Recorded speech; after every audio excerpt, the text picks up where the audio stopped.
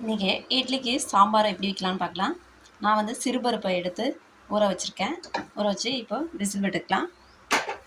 ஒரு 6 விசில் விட்டு சிறுபருப்பை வேக வச்சு எடுத்துக்கலாம். இப்போ பருப்பு நல்லா வெந்துருச்சு, எடுத்து வச்சு இப்போ வேறு பிளேட் மாற்றிட்டு வேறு பாத்திரத்துக்கு இப்போ சாம்பார் எப்படி செய்யலான்னு பார்க்கலாம். பேனை ஹீட் பண்ணி ஆயில் விட்டு ஆயில் காஞ்சதும் கடுகு போட்டுக்கலாம். இப்போது மிளகாய் ஒன்று கிள்ளி போட்டுக்கலாம். வெங்காயம் போட்டுக்கலாம். சின்ன வெங்காயம் போட்டுக்கோங்க, அப்போ தான் சாம்பாருக்கு நல்லா டேஸ்ட்டாக இருக்கும். இப்போ வெங்காயம் வதக்கிட்டு தக்காளி ஆட் பண்ணிக்கலாம். இப்போ தக்காளி ஆட் பண்ணி நல்லா வதக்கிக்கலாம். இப்போ இதில் கொஞ்சம் சால்ட் ஆட் பண்ணிக்கலாம்.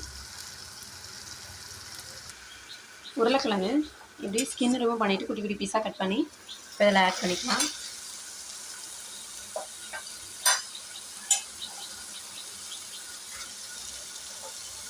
நான் 2 உருளைக்கிழங்கு சின்னதாக எடுத்து ஆட் பண்ணுறேன்.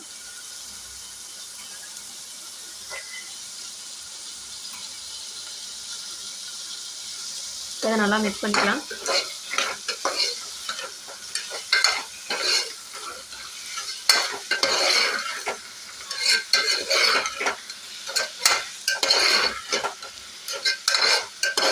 கொஞ்ச நேரம் அப்படியே காய் வதங்கட்டும். இப்போ காய்க்கு மட்டும் தகுந்த அளவுக்கு உப்பு ஆட் பண்ணிக்கலாம். ஆட் பண்ணி இதை நல்லா மிக்ஸ் பண்ணிக்கலாம். இன்னும் கொஞ்ச நேரம் இந்த காய் வந்து வதங்கட்டும்.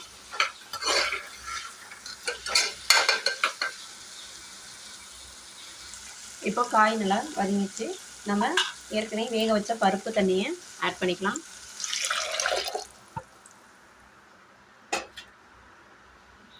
இப்போது கொஞ்சமாக மிளகாத்தூளை ஆட் பண்ணிக்கலாம். இதை நல்லா மிக்ஸ் பண்ணிக்கலாம்.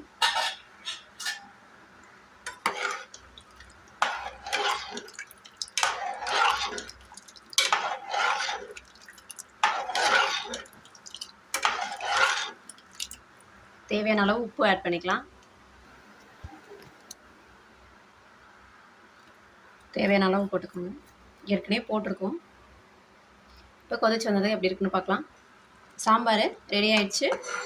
பாருங்கள், காயெல்லாம் வெந்து ரெடி ஆயிடுச்சு. அவ்வளோதாங்க, சிம்பிளான இட்லி சாம்பார் தயார்.